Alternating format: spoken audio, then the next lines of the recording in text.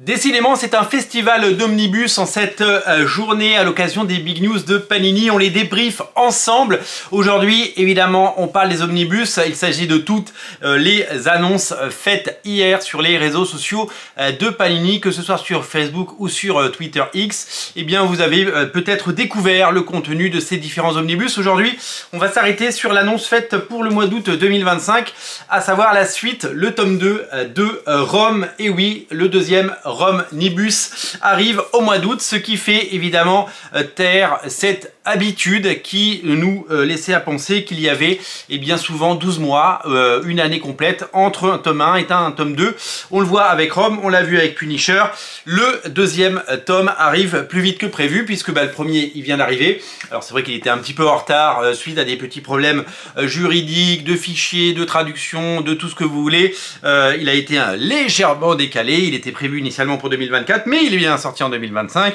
Le tome 2 arrive donc enfin et il va vous être proposé à partir du mois d'août. Ce qu'on apprend dans les annonces de Panini, c'est qu'il y aura 3 omnibus consacrés à Rome. 3 omnibus, donc le troisième sortira certainement soit fin 2025, soit début 2026, pardon.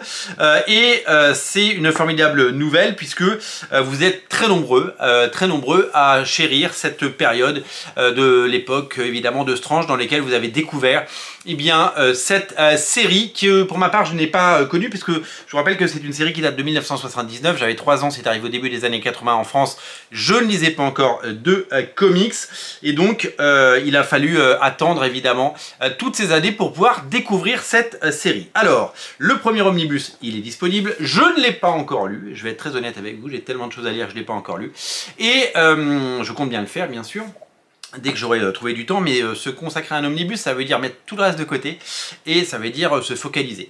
L'autre chose, c'est que je vous dois un page à page, ça je vous l'ai dit, et il va exister ce page à page. Il sera évidemment en ligne avant la sortie du 2, donc je m'engage de le faire avant le mois d'août. Il sera même fait certainement dans les prochaines semaines.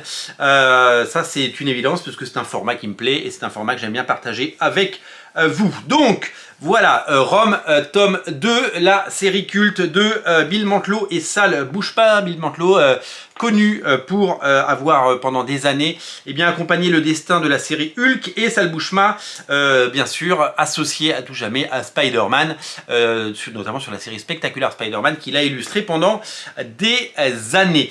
Rome, série culte, donc ça c'était le contenu du premier. Hop, on n'avait qu'à zoomer, peut-être que vous l'avez. D'ailleurs, dites-nous, tiens, voilà, vous allez nous dire 2 choses.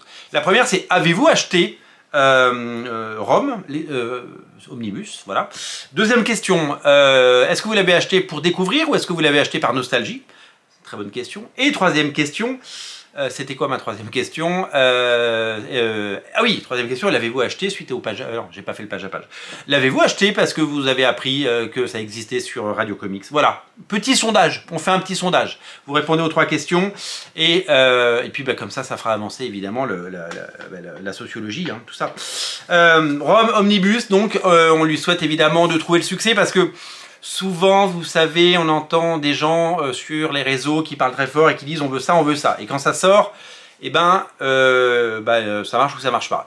Mais est-ce que souvent le bruit est plus fort que l'envie des gens de lire quelque chose ou de le redécouvrir? Alors, je suis pas très inquiet pour Rome, je pense que le lectorat est là. Panini n'a eu de cesse et continue de rééditer tout ce qui est sorti dans les années 60 et 70. Donc il y a une grande part du lectorat aujourd'hui des comics en France, même s'il y a tous les âges, évidemment, il y a des jeunes, des moins jeunes, ce sont des gens qui ont découvert les comics dans les années 70 avec Strange. Et donc du coup, tous ces gens qui sont aujourd'hui, qui ont tous une 50aine d'années, voire plus, ils ont cette nostalgie et peut-être, je l'espère, pour eux, le pouvoir d'achat pour pouvoir s'offrir ces omnibus. On le voit parce qu'il y a énormément d'intégrales, les séries Dazzler, toutes ces séries Howard le Canard qui sortent en intégrale. Elles sont destinées à ce public et ça c'est le socle des lecteurs de comics, c'est la base, c'est le noyau dur, c'est le bastion et c'est des gens qui bien sûr existent grâce, qui font vivre qui font vivre et qui sont friands de ces intégrales et de ces omnibus. Donc ça existe et ça fait partie évidemment de l'économie des comics en France. Rome, tome 2 en août, vous êtes prévenus, le tome 1 est disponible, vous pouvez l'acheter. Je vous invite, puisqu'on parle d'omnibus toute la journée aujourd'hui sur Radio Comics, vos omnibus, achetez-les chez votre libraire, clairement, achetez-les chez votre libraire parce que c'est hyper important. Votre libraire, sur un omnibus, il vit correctement. Alors que Amazon, Jeff Bezos, il est déjà milliardaire, il n'a pas besoin de vendre 50 omnibus ou 100 omnibus de plus. Donc pensez à le prendre chez votre libraire indépendant, c'est hyper important. Et si vous l'achetez sur une librairie indépendante en ligne, quand vous dépensez 70 balles, souvent vous avez le port offert, donc profitez-en. Merci à vous d'être aussi nombreux, merci à vous d'être aussi fidèles. Et je vous dis à très bientôt. N'oubliez pas de vous abonner si ce n'est pas déjà fait pour ne rater aucune news de Radio Comics et aucune émission bien entendu. Salut!